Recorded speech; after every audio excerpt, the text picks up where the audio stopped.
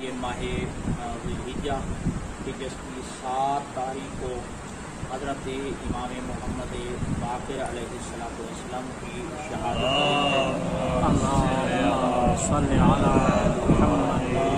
8 ذوالحجہ کو امام حسین علیہ السلام اپنے جو حج کے احرام باندھے تھے انہیں عمرے میں تبدیل کر کے امام حسین علیہ السلام بغیر حج کیے 8 ذوالحجہ یعنی کل والے دن مکہ معظمہ سے آپ سوئے کربلا یعنی کربلا کی جانب روانہ ہوئے، اور آج 9 ذوالحجہ جناب مسلم بن عقیل کی شہادت کا دن، اور کل آپ کے فرزندان، کل کی روایت بھی ہے اور پرسوں کی روایت بھی ہے کہ آپ کے فرزندان جناب محمد ابراہیم کی بھی شہادت کا دن ہے۔ ایک روایت کے اعتبار سے اگر اگلے دن ہی روایت کی تسلیم کر لی جائے تو کل کی شہادت، اگر سال کے بعد بھی تسلیم کی جائے تو پھر بھی کل کے ہی حوالے سے لکھا ہے کہ 10 ذوالحجہ کو جناب محمد ابراہیم کی یعنی فرزندان مسلم کی شہادت کا دن ہے۔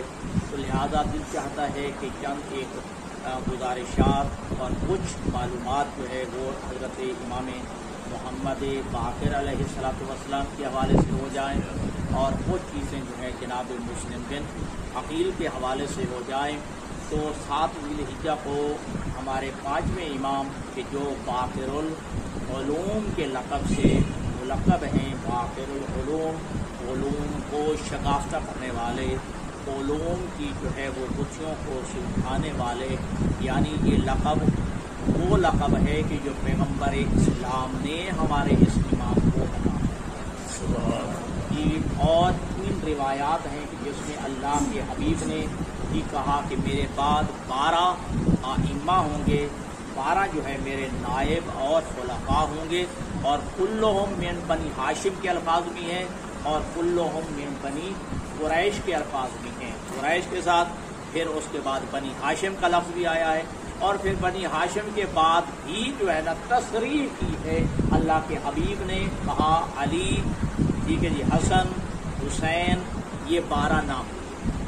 دوسری روایت میں ہے کہ نام کے ساتھ والد کا نام بھی لیا ہے، علی ابن ابی طالب، حسن ابن علی، حسین ابن علی، ٹھیک ہے جی، اس طرح جو ہے آپ نے نام دیکھے۔ اور تیسری روایت میں ہے کہ وہ نام بھی لیا اور والد کا نام بھی لیا، اور ساتھ لقب کے ساتھ جو ہے الباقر، صادق، القاظم، رضا، اس طرح جو ہے فرمایا۔ تو لہذا یہ لفظ باقر، یہ لقب جو ہے یہ عطا ہوا پیغمبر خدا کی جانب سے، اور یہ تصریح موجود ہے کہ اللہ کے حبیب نے حضرت جابر ابن عبداللہ انصاری سے فرمایا تھا، جو آپ کے بزرگ ترین صحابی، کہ اے جابر ابن عبداللہ انصاری، اللہ تجھے طول عمر عطا فرمائے گا، اللہ تجھے لمبی زندگی عطا فرمائے گا، حتیٰ کہ تم میرے ایک فرزند محمد ابن علی سے ملو گے، اور جس کا لقب باقر ہوگا اسے میری طرف سے سلام۔ حضرت جابر ابن عبداللہ انصاری آپ جانتے ہیں نا کہ یہ وہ صحابی ہیں کہ جو حدیث قصہ کے راوی بھی ہیں، اور امام حسین علیہ السلام کے سب سے پہلے زائر ہیں۔ قبر امام حسین علیہ السلام کے سب سے پہلے زائر جو ہیں حضرت جابر ابن عبداللہ انصاری ہیں، اور حدیث قصہ کے راوی بھی ہیں۔ تو بزرگ ترین صحابی ہیں، اور جنہوں نے سب سے زیادہ طویل عمر پائی ہے، لمبی زندگی پائی ہے، اور فرمائے کہ تم جو ہے لمبی زندگی پاؤ گے، حتیٰ کہ میرے فرزند محمد ابن علی سے ملو گے اور میرا سلام کہہ دینا۔ اور حضرت جابر ابن عبداللہ انصاری جو ہے یہ روایت کرتے ہیں کہ میں ایک دفعہ اپنے آقا و مولا حضرت امام زین العابدین علیہ السلام کی خدمت میں گیا، میں امام کے محضر میں امام کے جو ہے محفل میں یا امام کے حضور جو ہے میں بیٹھا ہوا تھا، میں نے اچانک ایک بچے کو دیکھا، تو میں نے استفسار کیا کہ آقا مولا یہ فرزند کون ہے، یہ بچہ کون ہے؟ کہا یہ میرا فرزند ہے، نام اس کا محمد ہے، اور اللہ نے جو ہے اسے لقب باقر سے ملقب فرمایا۔ ٹھیک ہے جی، جیسے ہی امام نے فرمایا، روایت کہتے ہیں کہ حضرت جابر ابن عبداللہ انصاری کھڑے ہو گئے، جابر ابن عبداللہ انصاری کھڑے ہو کے کہتے ہیں کہ اے شہزادے ذرا میرے قریب آؤ، ذرا مجھے چل کے دکھاؤ. تو امام محمد باقر علیہ السلام کی بلا کچھ قدم چلے، پھر جو ہے عرض کی کہ اے شہزادے ذرا پیچھے چلیے. ٹھیک ہے، 2-3 دفعہ آگے اور پیچھے جب جو ہے ہو بہو جو ہے جب دیکھ لیا، تسلی ہوئی، تو کہا مجھے پیغمبر سے مشابہ اس سے زیادہ کوئی نہیں نظر. پیغمبر سے مشابہ مجھے اس بچے سے زیادہ، اس شہزادے سے زیادہ کوئی نظر نہیں آیا. تو حضرت جابر ابن عبداللہ انصاری اٹھے اور امام محمد باقر علیہ السلام کے قدموں کا بوسہ لیا اور اللہ کے حبیب کا سلام پہنچایا. آپ کے جد امجد جو ہے وہ آپ کو سلام کہہ رہے تھے. تو روایت کہتے ہیں کہ امام محمد باقر علیہ السلام نے بھی جناب جابر ابن عبداللہ انصاری کے پیشانی پہ بوسہ لیا اور کہا کتنے قابل قدر ہو جو میرے نانا کی زیارت کی. تم کتنے قابل قدر ہو، قابل عزت ہو کہ تمہیں یہ شرف حاصل ہے کہ تم میرے جد امجد پیغمبر اسلام کے صحابی بھی ہو اور ان کی زیارت کی ہوئی ہے.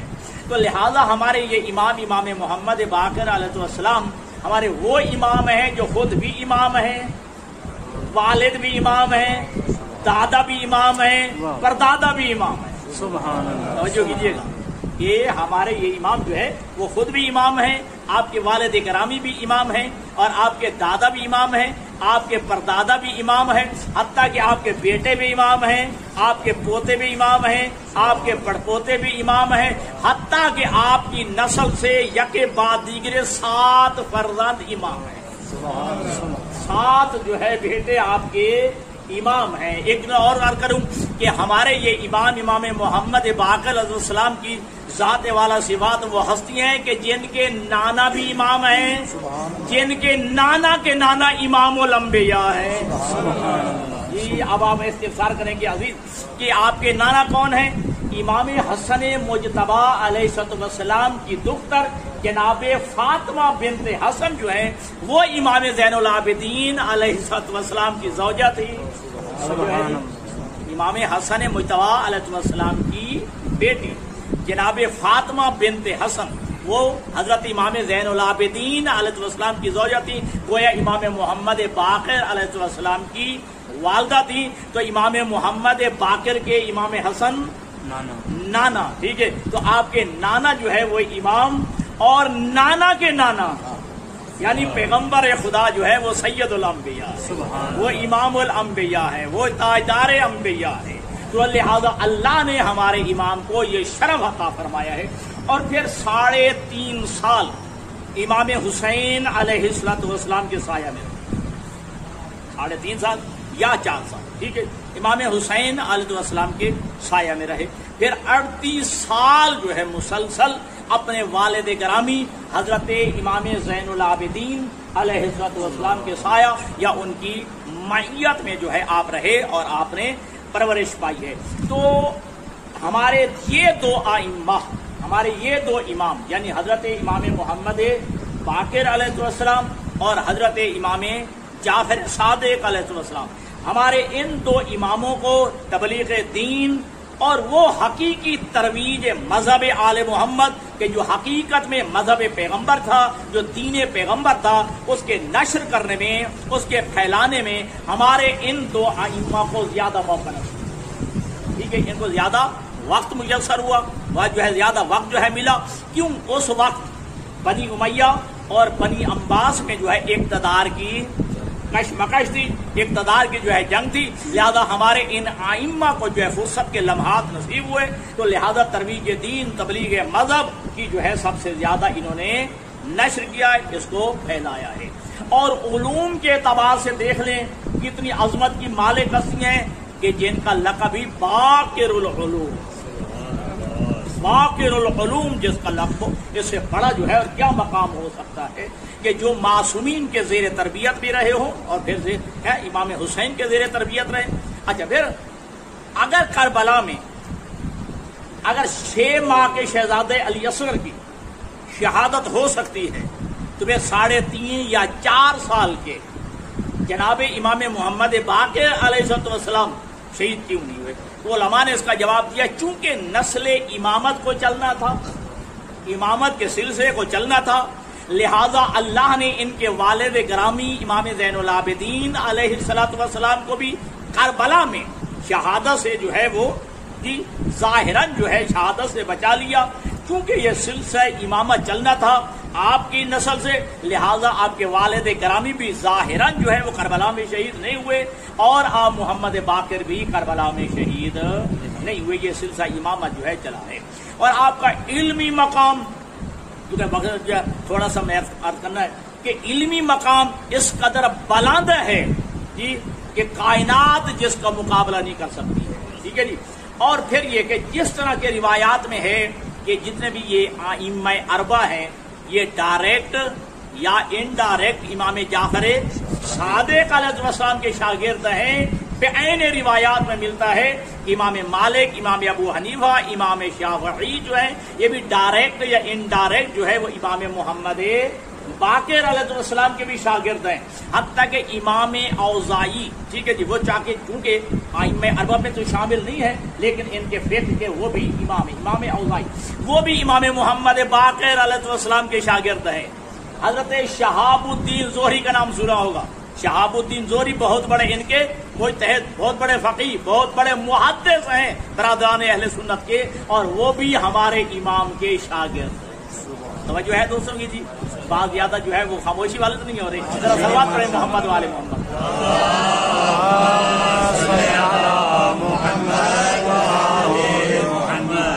تو لہذا علمی اعتبار سے ذرا بیک گراؤنڈ دیکھ لیجئے کہ دنیا کے امام تمہارے امام کے شاگرد نظر آتے ہیں، تمہارے ائمہ کے جو ہے وہ شاگرد نظر آتے ہیں جی۔ ایک دفعہ حضرت امام محمد باقر علیہ السلام اور اپنے فرزند امام صادق علیہ السلام کے ساتھ حج پہ تشریف لے گئے، وہاں پہ امام صادق علیہ السلام نے فضائل اہل بیت پہ، فضائل آل محمد پہ خطبہ دیا۔ حشام بن عبد الملک بھی حج پہ گیا ہوا تھا، وہ کینہ تو تھا اہل بیت رسول کے ساتھ، وہ بغض کینہ جو ہے بڑا اٹھا کہ جو ہے اس مقام پر جہاں دنیا کے اور اطراف و اکناف کے جو ہے مسلمان آئے ہوئے، یا فضائل آل محمد پہ خطبہ دیا جا رہا ہے، فضائل اہل بیت بیان کیے جا رہے ہیں، لہٰذا سے حکم دیا کہ تم دونوں باپ بیٹا دمشق میں جو ہے آ جاؤ، یعنی انہیں زبردستی جو ہے ہمارے ان دو ائمہ کو، باپ اور بیٹا کو دمشق بلائے گا، دمشق کیونکہ دارالحکومت تھا۔ تو روایت کہتی ہے کہ یہ دونوں والد گرامی بھی اور آپ کے صاحبزادے امام صادق بھی دونوں جی، کیونکہ حاکم کا جب حکم ہوتا ہے تو ائمہ بھی جو ہے ظاہراً جو ہے وہ اپنی جو ہے جان کی بخشی کے لیے، اپنی جان بچانے کے لیے، تاکہ جو ہے زیادہ سے زیادہ جو ہے وہ تبلیغ کے اسباب بھی میسر ہو جائے، یہ دونوں باپ بیٹا چلے۔ جیسے ہی حشام بن عبد الملک کے دربار میں پہنچے تو وہاں تیر اندازی کا مقابلہ ہو رہا تھا، توجہ کیجیے، تیر اندازی کا مقابلہ ہو رہا تھا۔ تو حشام بن عبد الملک نے کہا اے محمد باقر، ضعیف سے، چونکہ بیٹا بھی تو ساتھ ہے، مطلب ہے آپ کی عمر اس وقت کافی تھی، آپ بھی جو ہے تیر اندازی میں حصہ لیجئے۔ امام فرماتے ہیں کہ میں بوڑھا ہو چکا ہوں، یہ جوانوں کا کام ہے، اور اس کے دل میں تھا کہ چونکہ اب یہ کافی عرصہ ہو گیا گوشہ نشین ہے اہل بیت رسول، انہیں فنون حرب سے کیا تعلق، ان کو جو ہے جنگ کے جو ہے فنون سے کیا تعلق، لہذا آزمانا بھی چاہتا تھا، اور نعوذ باللہ جو ہے بزام خود جو ہے وہ شرمندہ بھی کرانا چاہتا تھا کہ دربار میں شرمندگی ہو۔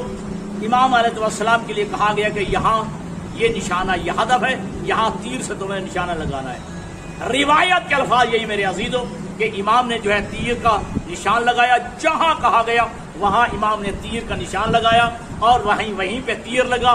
اب دوسرا امام نے کمان میں رکھا، تیر کے پیچھے تیر، تیر کے پیچھے تیر لگا، پھر امام نے تیسرا تیر قبلہ لگایا، پھر جو ہے دوسرے تیر کے پیچھے جا کے لگا، 20 تیر امام نے چلائے، ٹھیک ہے جی، صرف اس ہدف پہ نہیں، تیر کے پیچھے تیر، تیر کے پیچھے تیر، 20 تیر جو ہے امام نے چلائے۔ اور روایت کہتی ہے کہ وہاں پہ شرمندگی اسے ہوئی، لیکن اب جو ہے خجالت کے لیے، اپنی خجالت کو مٹانے کے لیے کہا ان دونوں کو جو ہے ایک علیحدہ کمرے میں اور ایک مکان پہ جو ہے ان کو رہائش دے دی جائے، لہٰذا جتنا عرصہ روایت کہتی ہے کہ رہے آپ تبلیغ کرتے رہے، آپ دین پہنچاتے رہے، لوگ آپ کے پاس آتے تھے، مسائل پوچھتے تھے، اور دونوں باپ بیٹا مسائل دینیہ جو ہے لوگوں تک پہنچایا کرتے تھے۔ بالآخر اس نے کہا کہ ان کو مدینہ واپس بھیج دیا جائے، اب دونوں امام محمد باقر اور امام جعفر صادق علیہ السلام دونوں جو ہے ان کو کہا گیا کہ ان کو واپس مدینہ بھیجیں. جیسے ہی دمشق سے باہر نکلے کیا دیکھا ایک مجمع کثیر ہے. پتہ چلا کہ یہاں ایک راہب جو ہے سال کے بعد اپنے معبد سے باہر نکلتا ہے اور یہاں لوگ اس کی زیارت کرتے ہیں اور یہاں سال کے بعد جو آتا ہے اور اسے سوال و جواب ہوتے ہیں. یہ دونوں باپ بیٹا بھی اس مجمع کثیر میں بیٹھے تشریف فرما ہوئے. اب تھوڑی دیر کے بعد وہ راہب اپنے معبد سے باہر نکلا, مجمع کثیر دیکھ کے, سمجھیے گا جملہ, مجمع کثیر دیکھ کے سارے جو ہے دیکھ کے اس راہب کہتا ہے امام محمد باقر کی طرف دیکھ کے کہتا ہے کیا تم ہم میں سے ہو, یعنی ہمارے مذہب میں سے ہو؟ امام نے فرمایا تھا کہ نہیں, من امت محمد, میں امت محمدیہ میں سے ہوں. اب سوال سنیے گا, راہب کہتا ہے کہ آپ جاہل ہیں یا عالم ہیں؟ امام کا جواب لاکھ جان قربان جائے, امام فرماتے ہیں بحمد اللہ انا لیس بجاہل, الحمدللہ میں جاہل نہیں. کہا کہ تم عالم ہو یا جاہل ہو؟ تو کہا الحمدللہ میں جاہل نہیں ہوں. اچھا کیا کچھ پوچھنا چاہتے ہو؟ امام فرماتے کہ نہیں میں پوچھنے کے لیے نہیں آیا. اچھا کیا میں آپ سے پوچھ سکتا ہوں؟ توجہ کیجیے گا, امام سے جب کہا کہ میں آپ سے پوچھے, امام فرماتے ہاں جو پوچھنا چاہتے ہو پوچھو. وہ راہب کہتے ہیں کہ یہ بتائیے کہ دن اور رات کا کون سا حصہ ہے جو نہ دن میں شمار ہوتا ہے نہ رات میں شمار ہوتا ہے؟ راہب سوال کر رہا ہے تمہارے امام سے, ٹھیک ہے جی.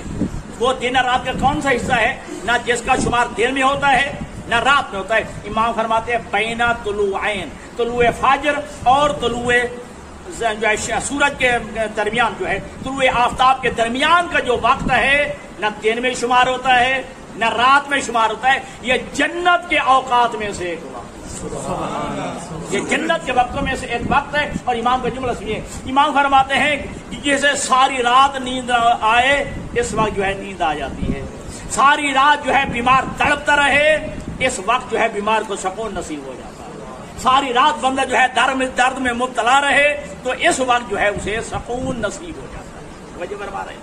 اب دوسرا سوال اس نے یہ کیا کہ یہ بتائیے کہ تم کہتے ہو کہ جنت میں نعمات الہی کا استعمال کرنا ہے اور پھر وہاں پیشاب و پخانہ کی یعنی رفع حاجت کی ضرورت نہیں ہوگی, کیا دنیا میں بھی اس کی کوئی مثال ہے؟ امام فرماتے ہیں شیخ میں مادر میں بچہ کھاتا پیتا ہے یا نہیں؟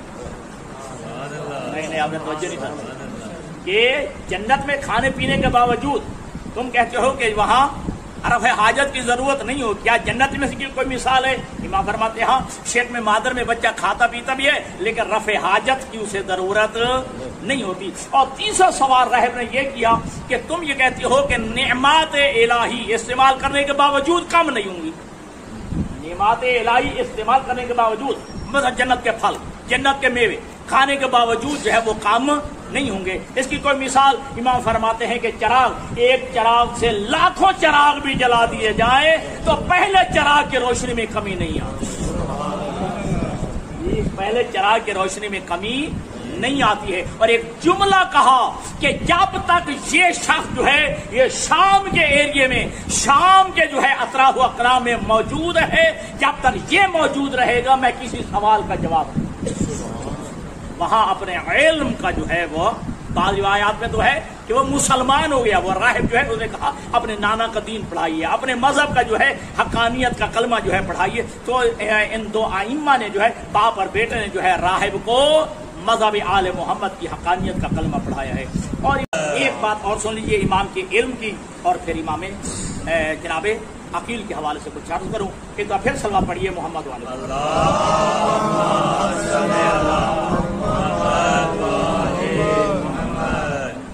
روایت میں کہ طاؤوس یمانی, ٹھیک ہے جی, وہ امام سے سوال کرتا ہے.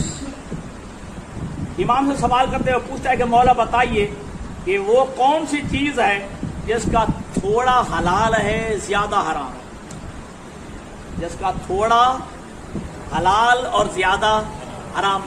امام نے فرمایا کہ وہ حضرت طالوت کی نہر, وہ قرآن مجید کے دوسرے پارے کا اینڈ کہ حضرت طالوت جو ہے وہ لشکر لے کے چلے تھے, جب نہر پہ پہنچے تھے تو اللہ نے فرمایا تھا کہ ان اللہ مبتلیکم بنہر، کہ اللہ نے تمہیں اس نہر کے ذریعے آزمایا ہے، آزمانا چاہتا ہے، اس میں سے تمہارے لیے ایک گھونٹ پینا حلال ہے، زیادہ پینا تمہارے لیے حرام ہے۔ جو ایک گھونٹ پیے گا وہ مجھ میں سے ہوگا، جو زیادہ پیے گا اس کا مجھ سے کوئی تعلق نہیں ہوگا۔ تو اس کا تھوڑا حلال تھا، زیادہ حرام تھا۔ صلوات بھیجیے محمد والے۔ اور دوسرا سوال توجہ کیجیے گا، وہ طاؤس یمانی کہتا ہے کہ ہمارا یہ بتائیے وہ کون سا روزہ تھا جس میں کھانا پینا جائز تھا؟ بولا وہ کون سا روزہ تھا جس میں کھانا پینا جائز تھا؟ امام نے فرمایا وہ جناب مریم کا روزہ تھا جس میں کھانا پینا جائز تھا، صرف بولنے کی پابندی تھی۔ جی جو چپ کا روزہ رکھا تھا جس میں کھانا پینا جائز تھا لیکن بولنے کی جو ہے ممانعت تھی۔ اور تیسرا سوال کیا کہ ہمارا یہ بتائیے وہ کون سی شے ہے جو کم ہوتی ہے بڑھتی نہیں ہے؟ امام نے فرمایا عمر۔ جی جو شے کم ہوتی ہے بڑھتی نہیں ہے، امام نے فرمایا یہ زندگی، یہ عمر جو ہے یہ کم ہوتی ہے بڑھتی نہیں ہے۔ اگلا سوال کیا ہمارا یہ فرمائیے وہ کون سی شے جو بڑھتی ہے کم نہیں ہوتی؟ جو بڑھتی ہے کم نہیں ہوتی، ٹھیک ہے جی۔ تو امام نے یہاں دوبارہ کہا ہے کہ سمندر بڑھتا ہے کم نہیں ہوتا۔ بس آخری سا تو وہ پوچھا ہے کہ مولا یہ بتائیے کہ وہ کون سی چیز ہے جو ایک مرتبہ ہوا میں بلند ہوئی، ایک مرتبہ فضا میں بلند ہوئی پھر کبھی بلند نہیں ہوئی؟ امام نے فرمایا وہ کوہ طور، وہ جو ہے کوہ طور کا وہ پہاڑ تھا جو بنی اسرائیل پہ مسلط کرنے کے لیے اٹھایا گیا تھا، بس ایک ہی دفعہ ہوا میں بلند ہوا پھر دوبارہ بلند نہیں ہوا۔ اگلا سوال بڑا دلچسپ ہے، وہ کہتے ہیں مولا یہ بتائیے کہ وہ کب موقع آیا تھا کہ جب پوری کائنات کا 1/4 ختم ہو گیا تھا؟ پوری کائنات کا 1/4 یعنی چوتھائی حصہ ایک دفعہ ختم ہو گیا، تباہ ہو گیا تھا۔ امام نے فرمایا جب قابیل نے حابیل کو مارا۔ توجہ نہیں آپ کی سوچ گئی ہیں، قابیل نے حابیل کو مارا تھا۔ کتنے بندے تھے اس وقت؟ پوری کائنات میں بندے ہی 4 تھے، قابیل، حابیل، جناب آدم اور جناب حوا، ٹھیک ہے 4 بندے تھے۔ پوری کائنات ہی 4 پر تھی، ایک چلا گیا، چوتھائی کائنات ختم، تو چوتھائی جو ہے وہ ختم ہو گئی ہے۔ 12 دوستان گرامی کا اللہ نے ہمارے امام کو یہ شرف عطا کیا ہے کہ دونوں اعتبار سے دیکھ لیجئے، ٹھیک ہے۔ تو آپ کو ایک لقب ہے ابن الخیرتین، ٹھیک ہے جی، والد کے اعتبار سے بھی اور والدہ کے اعتبار سے بھی، دونوں اعتبار سے جو ہے آپ علوی بھی ہیں، ہاشمی بھی ہیں اور فاطمی بھی ہیں، ٹھیک ہے جی۔ اور آپ کی والدہ جو فاطمہ بنت حسن ہے، ان کے بارے میں آپ کے چھٹے امام اپنی دادی کے متعلق فرماتے ہیں، صلوات پڑھیے محمد والے۔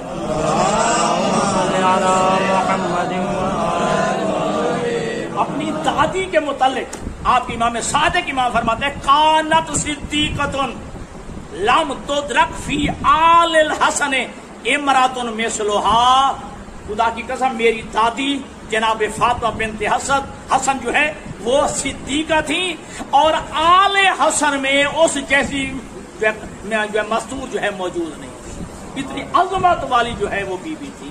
صلوات بھیجیے محمد والے محمد۔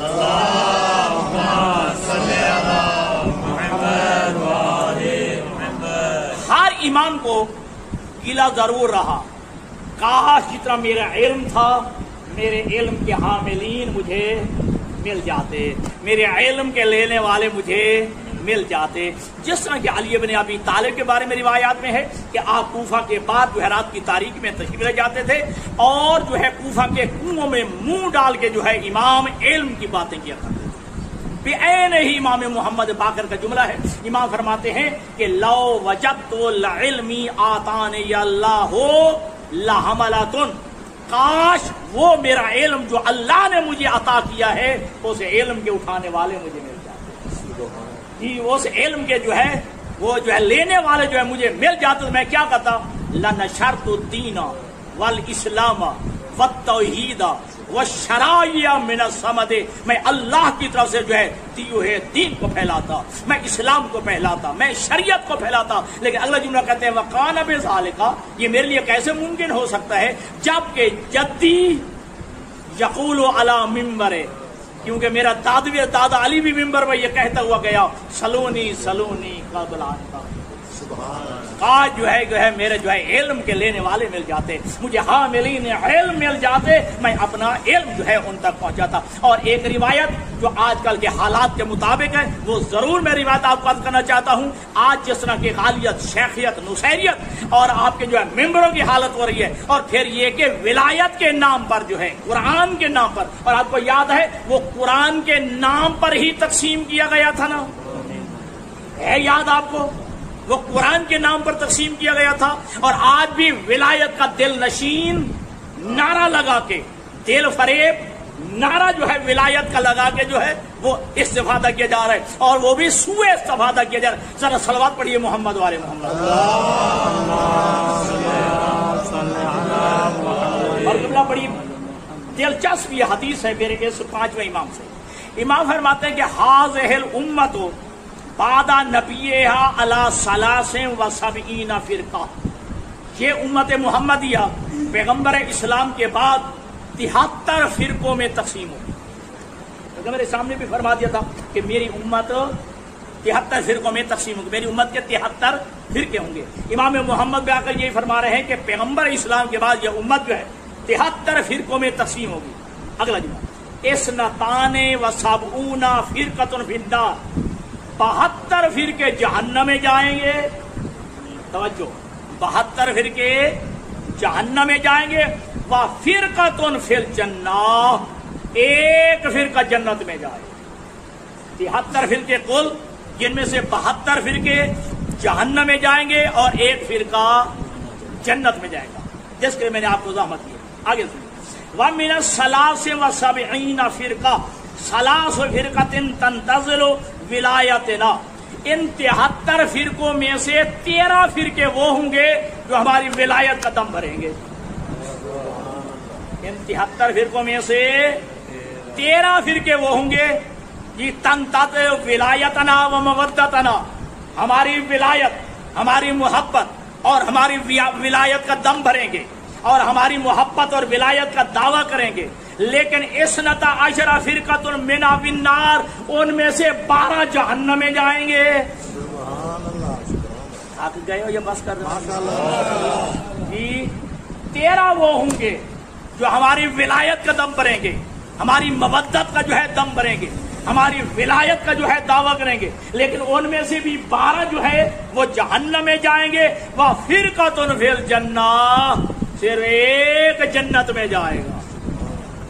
अब मेरे ख्याल समझने के लिए काफी है, ठीक है जी, सोचने के लिए काफी है, तफक्कुर और तदब्बुर के लिए काफी है ये इमाम का ये जो है ये जुमला। अब जो ज्यादा वजाहत की जरूरत नहीं है, ज्यादा तफसील और तशरीह और तौज़ीह की जरूरत नहीं है।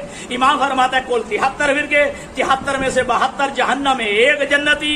फिर जो है जो उनमें से भी 73 में से भी 13 वो होंगे जो हमारी विलायत का दम भरेंगे, उनमें से भी 12 जहन्नम में और एक जन्नत में जाएगा। और बाकी कितने, 60 फिरकतुन मिन साइरिन नास फिन्नार, ये 13 में से बाकी कितने बच गए, 13 निकाल दिए जाए 73 में से 60। इमाम फरमाते हैं 60 के साथ सारे जहन्नम में, और 13 में से भी जो है 12 जहन्नम में, एक जरा एक दफा सलवात पढ़े मोहम्मद वाले।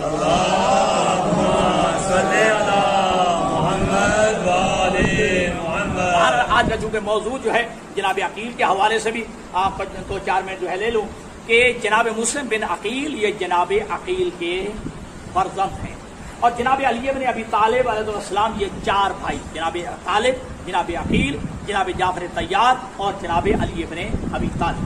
और ये इन चारों भाइयों में रिवायत कीजिए 10-10 साल का क़िबला फारिग था।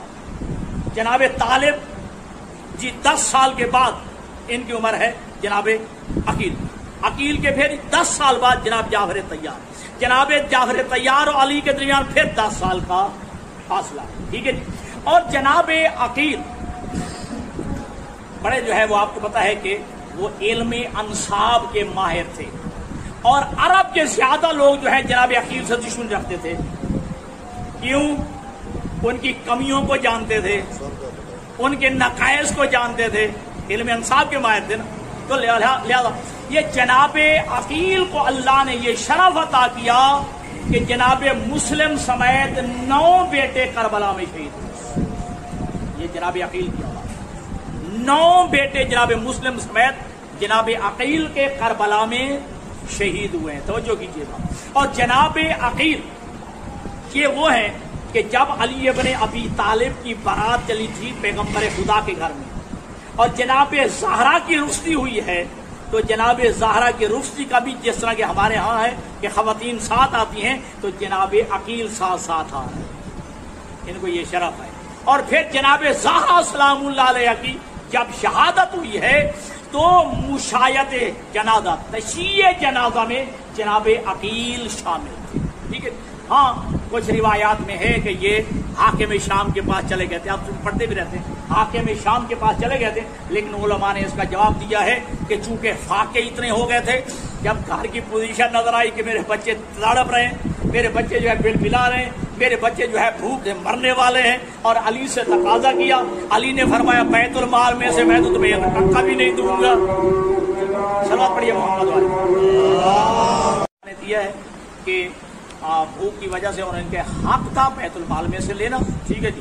ہاں، اور جو حاکم شام کے پاس مال تھا وہ مسلمانوں کا مال تھا، یہ حق سمجھتے ہوئے ان کے پاس گئے. ایک روایت. اور دوسرا جو ہے جواز جو علماء نے پیش کیا، کوئی غیر معصوم تھے، غیر معصوم سے یہ توقع ہو سکتی ہے. غیر معصوم تو نہیں ہے، جناب علی ہی جو ہے وہ امام ہے نا، باقی 3 جو ہے وہ بھائی وہ امام تو نہیں ہے، وہ معصوم نہیں ہے، تو لہذا غیر معصوم سے توقع کی جا سکتی کہ حاکم شام کے پاس چلے. لیکن وہاں حاکم شام کے پاس دربار میں جا کر بھی ان کا کردار بتاتا ہے کہ دل میں علی کا دفاع کرنا مقصود تھا. اپنے فضائل پڑھنا جو ہے، اہل بیت کے فضائل پڑھنا، بنی ہاشم کے فضائل پڑھنا جو ہے مقصود تھا. اور یہی وجہ ہے کہ جب یہ حاکم شام کے دربار میں قبلہ پہنچے نا، تو اس حاکم شام نے فخریہ کہا اگر علی کے پاس کوئی کمال ہوتا تو پھر عقیل چھوڑ کے یہاں کیوں آتا؟ عقیل اپنے بھائی کو چھوڑ کے یہاں کیوں آتا؟ جملہ سنیے گا. جناب عقیل کہتے ہیں کہ ہاں علی کے ساتھ رہتے ہوئے میرے دین کا فائدہ تھا، تیرے ساتھ رہتے ہوئے میری دنیا کا فائدہ ہے.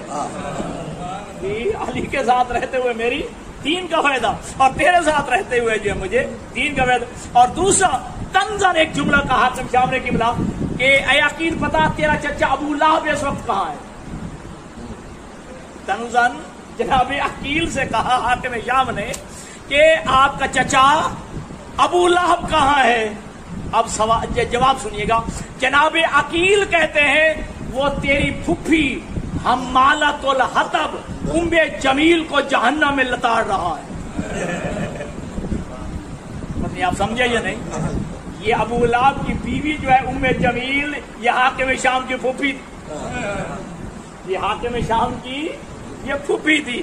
یہ تیری پھپھی حمالۃ الحطب، جو قرآن نے حمالۃ الحطب تبت یدا ابی لہب وتب، ٹھیک ہے، تو وہ حمالۃ جو تیری پھپھی حمالۃ الحطب ہے نا، اسے جہنم میں میرا چچا ابو لہب لتاڑ رہا ہے. یہ جملے ہیں، ٹھیک ہے، جس کا عربی میں اردو ترجمہ یہی بنتا ہے کہ لتاڑ رہا ہے جی.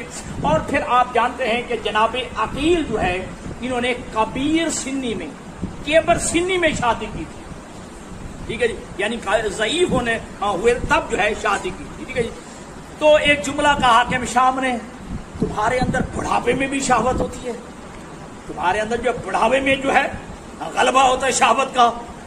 واہ کیا جواب دیا، غیر معصوم ہوتے ہوئے جواب. جناب عقیل کہتے ہیں ہاں ہاں ہمارے مردوں میں اور تمہاری عورتوں میں، جی ہمارے مردوں میں اور تمہاری عورتوں میں. بہرحال یہ ہیں جناب عقیل، اور ان کے فرزند ہے جناب مسلم بن عقیل. 21 سال کا نوجوان ہے، اور علی ابن ابی طالب نے جنگ صفین میں علی نے میمنہ کا سربراہ، جنگ صفین میں 21 سال کے نوجوان جناب مسلم کو جو ہے مولا کائنات علی نے جنگ صفین میں اپنی جو ہے لشکر کے میمنہ پہ جو ہے متعین فرمائے. انتہائی زیرک، انتہائی دانا اور انتہائی جو ہے باوسوق تھے.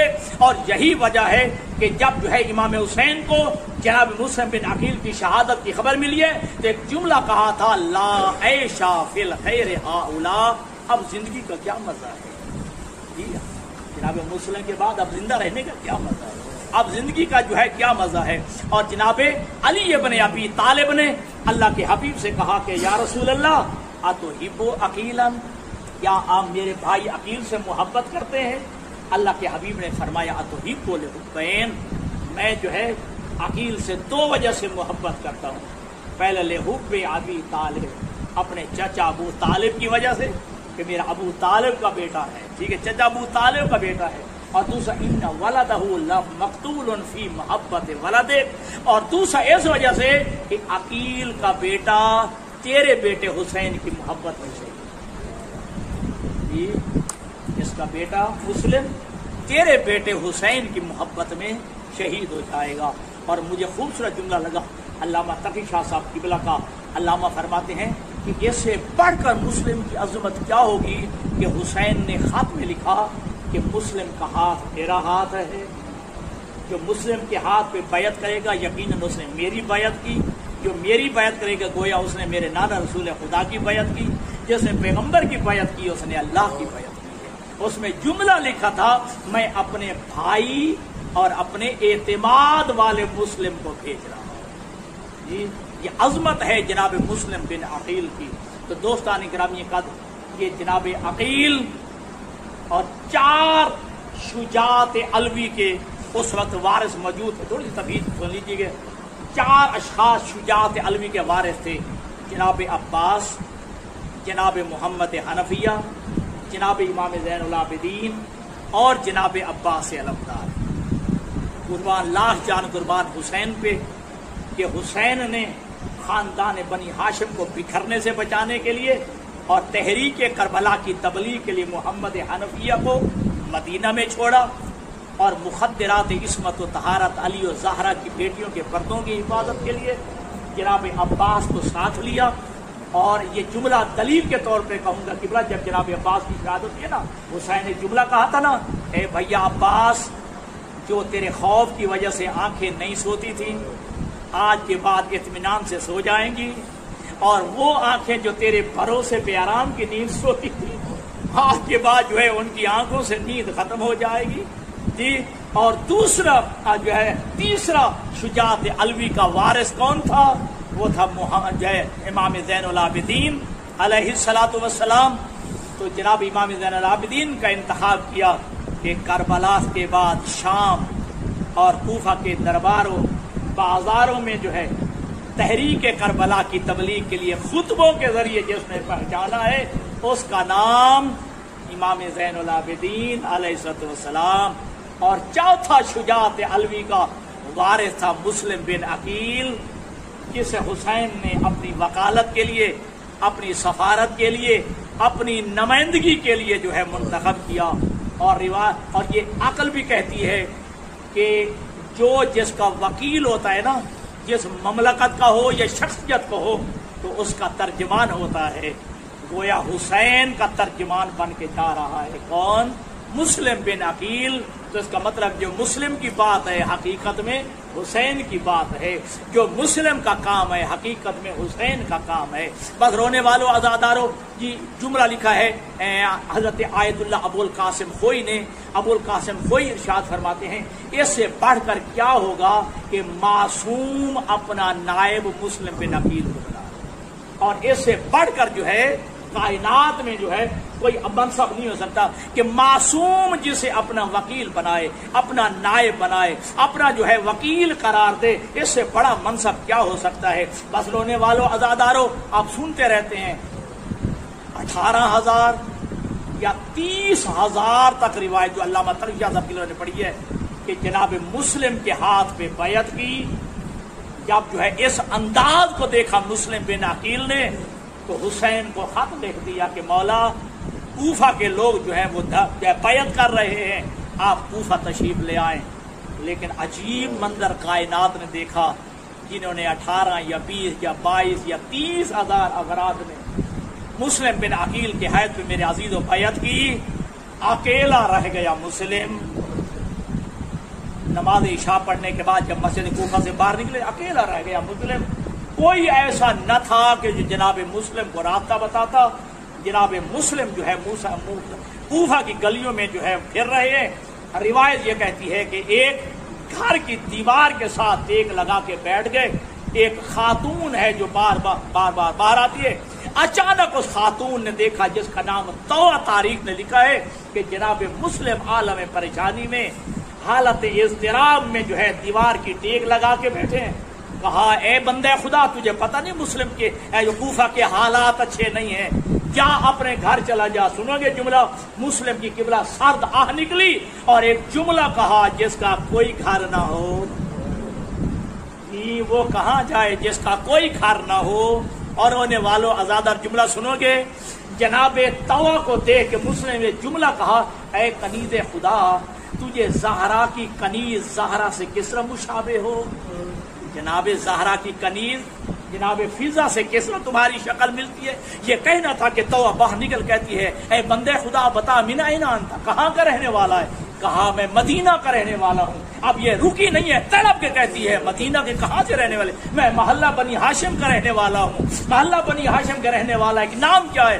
कहा अना मुस्लिम बिन अकील अना सफीर हुसैन, मैं मुस्लिम बिन अकील हूँ, हुसैन का ज़मीर हूँ। मैं अकेला रह गया हूँ, मैं कूफा में यका तनहा रह गया, मुझे घर में पनाह देने वाला कोई नहीं है। आज़ादार और रिवायत कहते हैं कि जनाब तवा ने मुस्लिम बिन अकील को चाहे घर बुलाया और एक कमरे में मुसल्ला भी दिया, खाना भी दिया, पानी भी दिया। रिवायत कहती है कि सारी रात मुस्लिम बिन अकील सोए नहीं, इबादत खुदा में मसरूफ रहे। जब नमाज तहज्जुद का वक्त हुआ तो रिवायत कहती है कि जनाब मुस्लिम जनाब तवा पानी लेके आइए, दरवाजा खटखटाया है। रिवायत कहती है कि जनाब मुस्लिम करीब आए। कहा ए कनीज़े खुदा केर क्या ले आई हो। कहा मैं पानी ले आई हूँ तेरे तहज्जुद के लिए। कहा मैं सोया भी नहीं, मैं सारी रात जो है नमाज पढ़ता रहा हूँ, इबादत खुदा में मसरूफ रहा हूँ। लेकिन ए तवा कनीज़े खुदा सुन, मेरी अचानक आंख लग गई थी। मैंने अपने चचा अमीर अल मोमिनीन को, मैंने जो है अपने चचा अली इब्न अबी तालिब को आलम ख्वाब में देखा है और कह रहे हैं कि आए बेटा मुस्लिम, ए मेरा भतीजे मुस्लिम, आओ वापस आ जाओ, ज्यादा जो है हमें ज्यादा दुख न दो। बस रोने वालों आजादारों, इसका एक बेटा था जिसका बिलाल या हिलाल लिखा हुआ है। ये बदबख्त जो है ये इसने जो जिम्मे लगाया था उबैदुल्लाह इब्न ज़ियाद ने कि मुस्लिम बिन अकील को तलाश किया जाए। ये घर रात के वापस आया। कहा कहाँ गया था। कहा मुस्लिम बिन अकील जो है उसको तलाश कर रहा हूँ। अब रिवायत कहती है कि एक कमरे में सो गया। लेकिन मुस्लिम बिन अकील ने जब आलम ख्वाब में जनाब एक चचा अली इब्न अबी तालिब को देखा ना, मुस्लिम के रोने की आवाज बुलंद हुई है। इस जो है बिलाल ने, यह हिलाल नाम है, इसे सुन लिया। कहा अम्मा हमारे जो है घर में कौन है। कहा कोई होगा। लेकिन जब एतबार नहीं आया ना, दरवाजा खोला, देखा मुस्लिम बिन अकील है।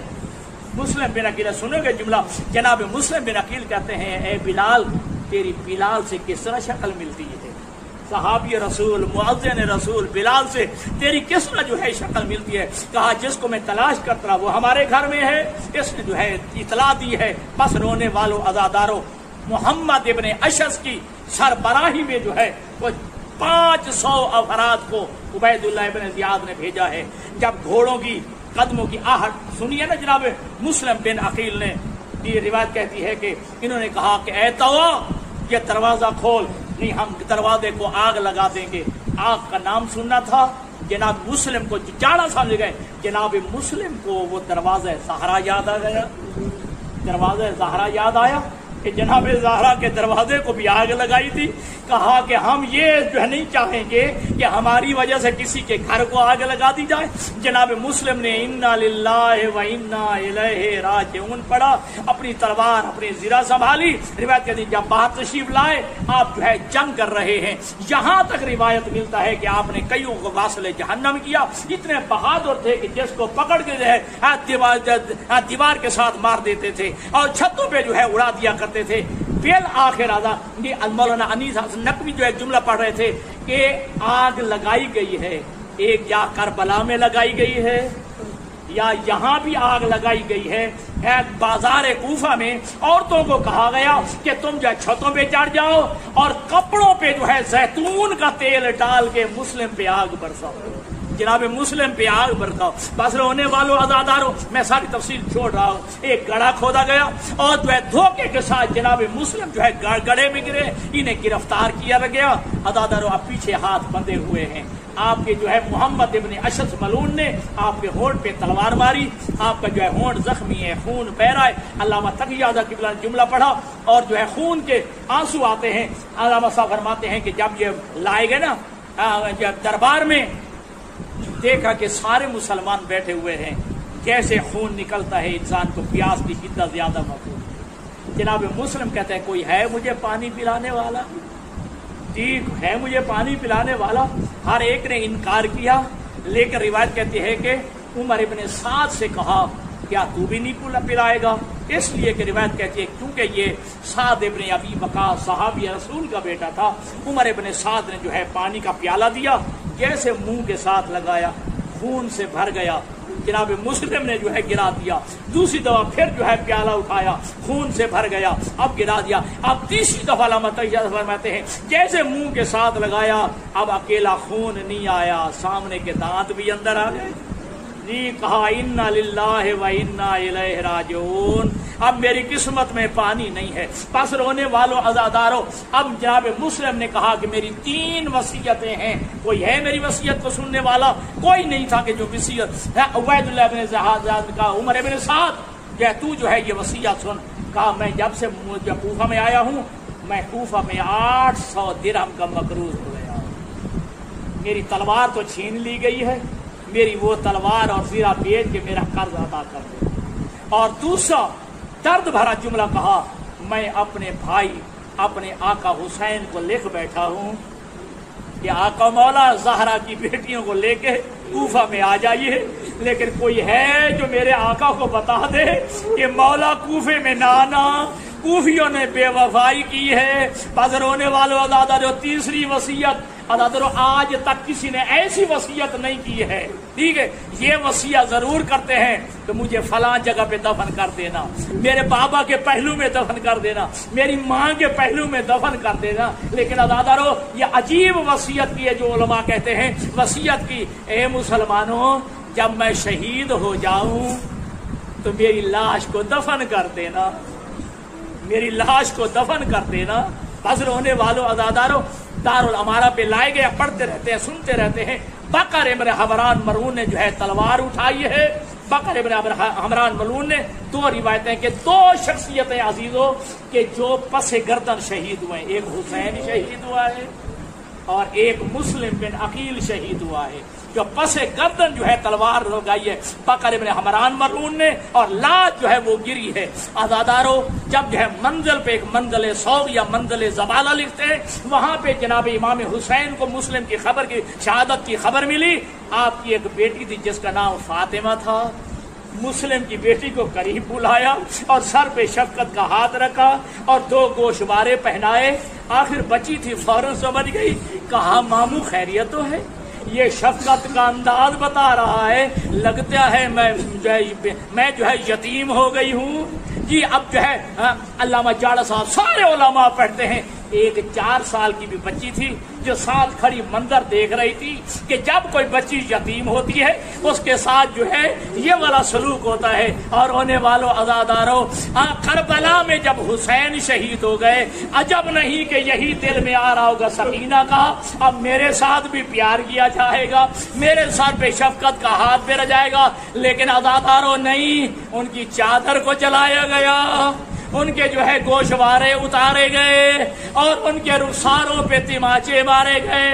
बस आखिरी जुमला अज़ादारों, जब जो है रिवायत कहती है कि जनाब इमाम हुसैन की शहादत के बाद ये लुटा हुआ अहले बैत का काफिला जब अब्दुल्ला इब्न ज़ियाद के दरबार में पहुंचा, अब्दुल्ला नाम का बंदा जुमला वो जो मौजूद था वो इमाम के करीब आया और आगे कहता है कि मौला, जब आपके चचा मुस्लिम बिन अकील दरबार में लाए गए थे, लेकिन मैं देख रहा था वो दुश्मन की आंखों में आंसू आंखें डाल के बात कर रहे थे।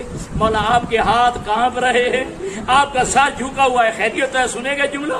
अब सुनिएगा इमाम का जुमला। इमाम फरमाते अब्दुल्ला तूने इंसाफ नहीं किया, जब मेरे चचा दरबार में आए हैं उनके साथ बहनें तो नहीं थी, ان کے ساتھ پھوپھیاں تو نہیں تھی جن کے سر ننگے ہوں. میں اس حالت میں آیا ہوں میری پھوپھیوں کے سر ننگے ہیں, میری ماں بیٹیوں کے سر ننگے ہیں. اللہ لعنت اللہ علی القوم الظالمین وسيعلم الذين ظلموا أي منقلب ينقلبون. اللهم صل على محمد وعلى محمد. یا محمود